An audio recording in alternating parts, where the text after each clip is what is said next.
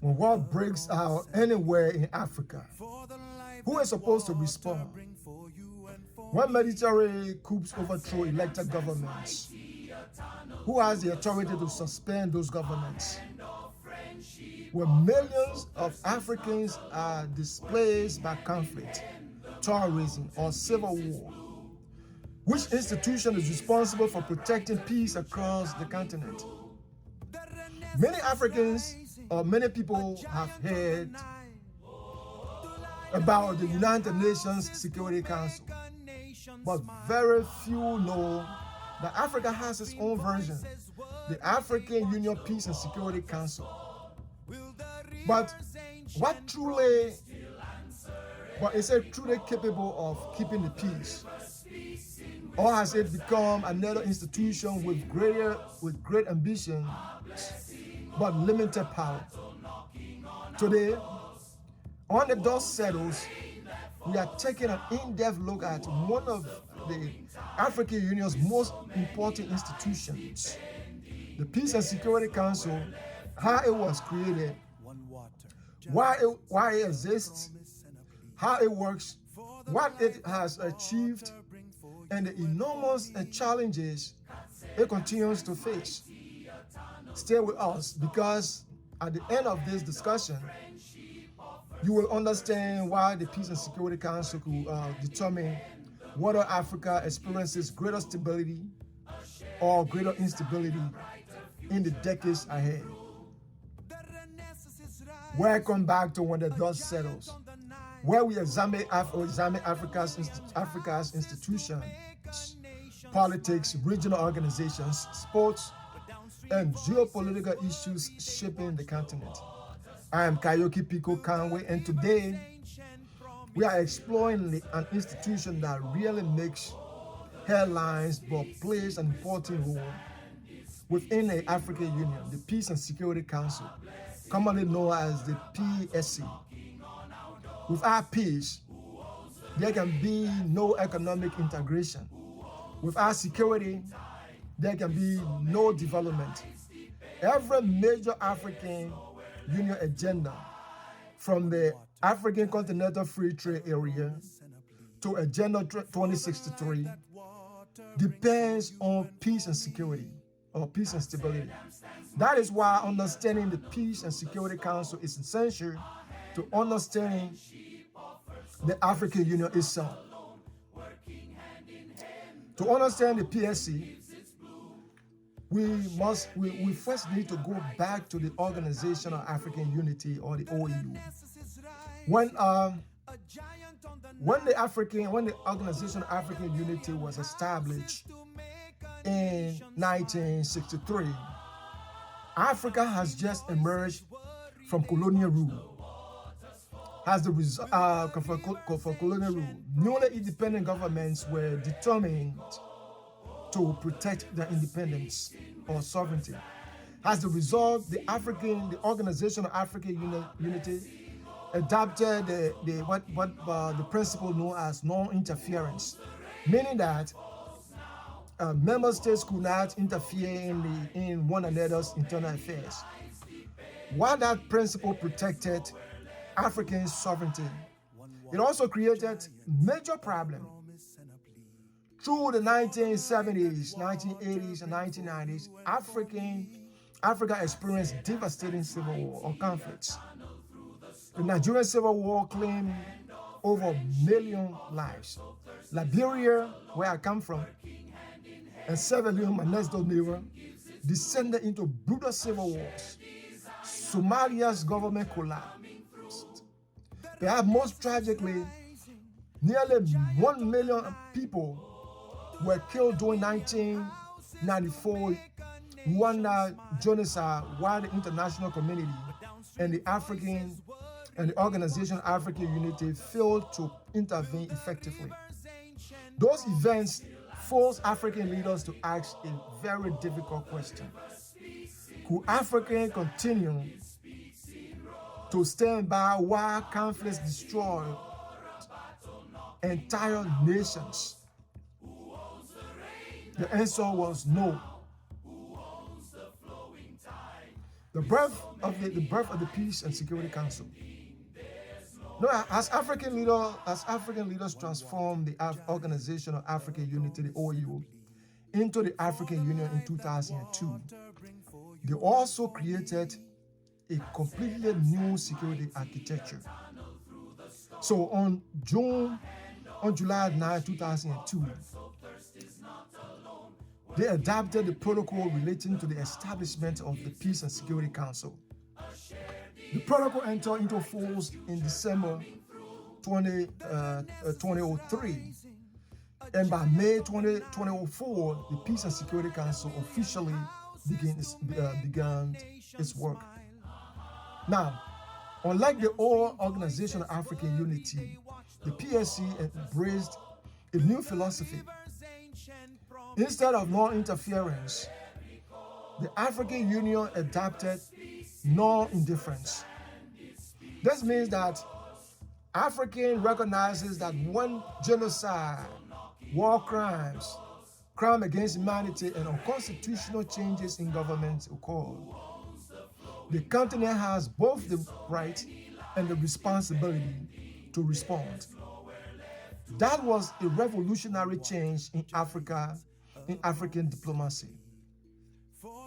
So, where is the Peace and Security Council headquarters located?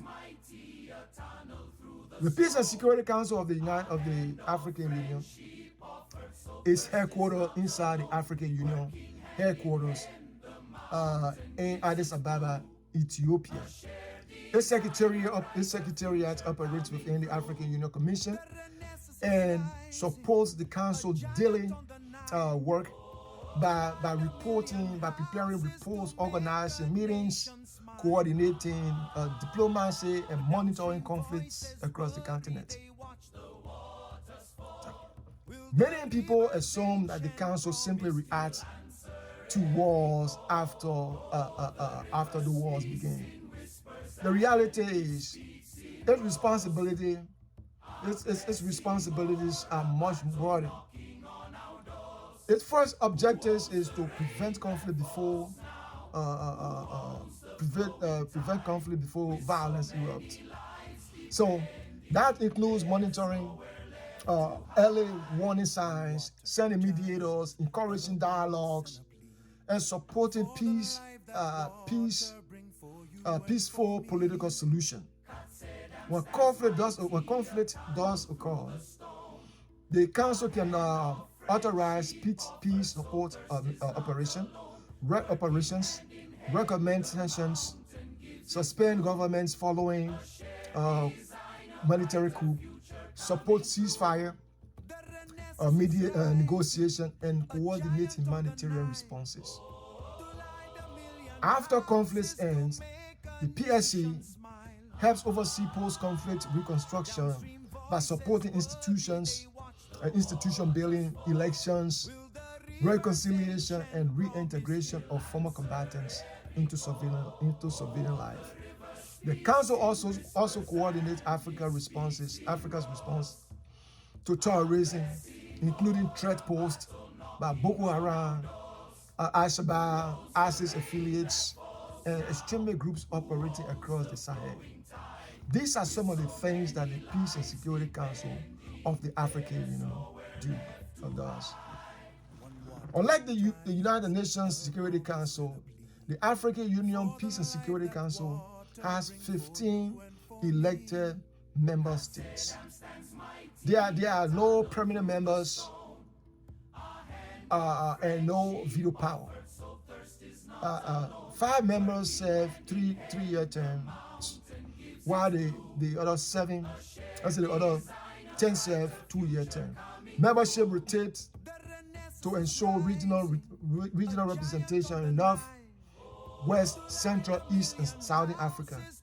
Each member has 1 vote, and the Council generally makes decisions by consensus or, when necessary, by 2/3 majority.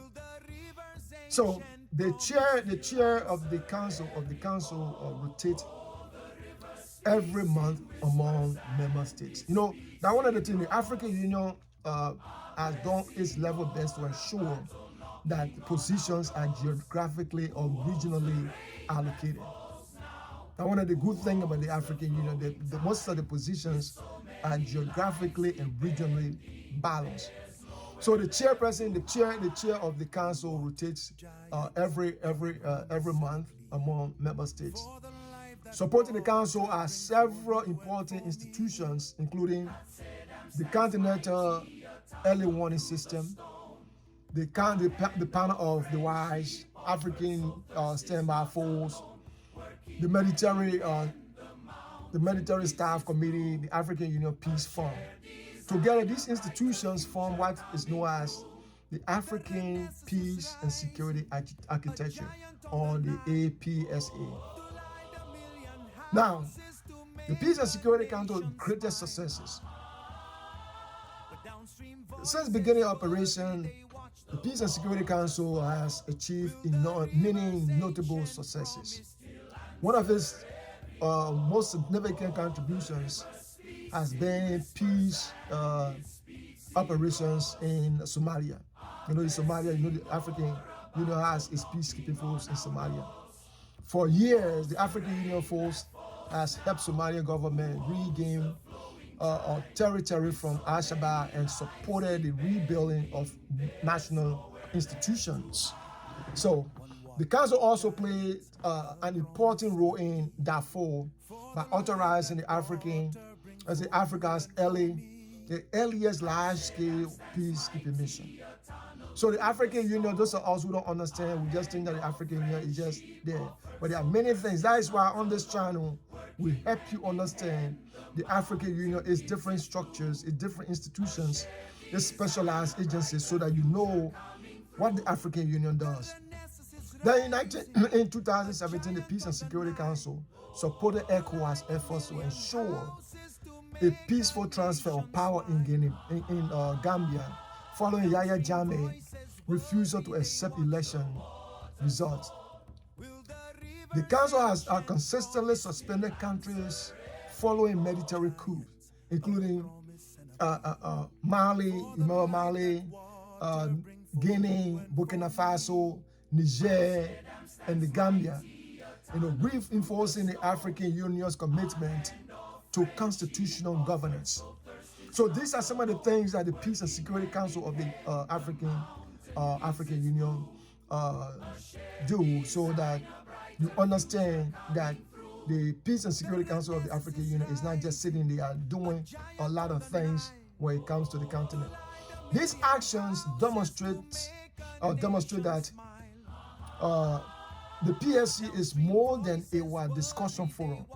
It has become an important diplomatic actor on the continent. Now, the challenges that cannot be ignored. Despite these achievements, the Peace and Security Council of the African Union faces enormous challenges. Perhaps the biggest challenge is money. Many African peace missions rely heavily on funding from external partners such as the United Nations and the European Union.